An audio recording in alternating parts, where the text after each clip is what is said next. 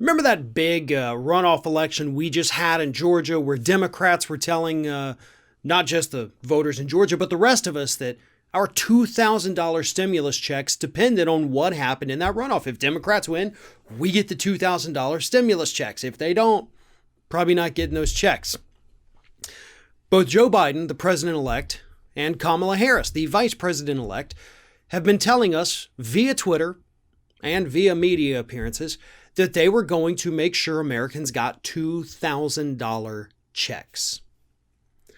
And then suddenly yesterday, the 2000 idea went away. No, they said. We never meant $2,000 checks. No, that would be absurd. What we meant was a $1,400 check to pair with your $600 check that now gives you $2,000. That's what we mean. The Democratic Party, out of nowhere, decides, you know what? Let's just not do what we said we were going to do. Let's just do less. Let's just negotiate with ourselves for no effing reason. And that's the part that gets me the most. There was no reason. There was no reason. They didn't have to do this.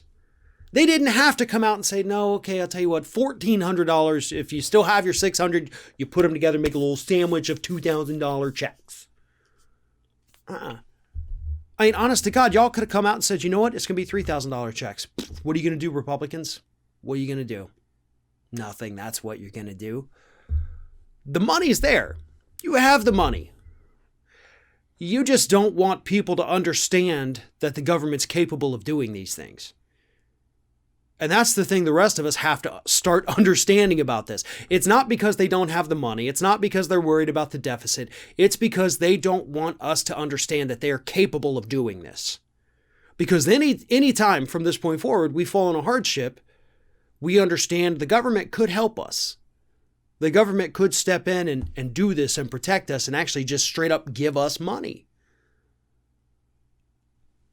And they don't want us to know that they are essentially holding us down. Because that's what this is at this point. And we just went from the Republicans being the ones to hold us down to apparently now the Democrats are going to do it. I did not have high hopes for this administration. Nothing will fundamentally change. We know that. He has admitted that. Biden admitted that. But here we are before they even take office and they're already negotiating downwards with nobody but themselves. That's a level of idiotic cowardice that I don't know that I've ever seen from the Democrats. Like, hey, you have the authority and the power and the ability to do all of these things. Cool. I'm going to do half of them because, I just don't want to piss people off. Okay, nobody's going to be pissed off because these are all good things you're going to do for people. Yeah, nah. That's the Democratic Party we're dealing with. Yeah, Trump's going to be gone in a couple days. That is super cool and wonderful. Cool, great, yeah. But don't think for a second that the next 4 years are going to be some kind of wonderful utopia. We're going to have to fight like hell, just like we did during the Trump years. And in fact, we may have to fight even harder this time. Do you know why?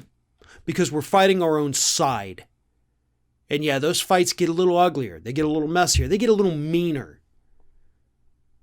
But they're fights that have to happen because we are already witnessing right now this Democratic leadership backtrack on the promises they have been making to us for months. They won an election. They won 2 elections. They won back control of the Senate on that lie.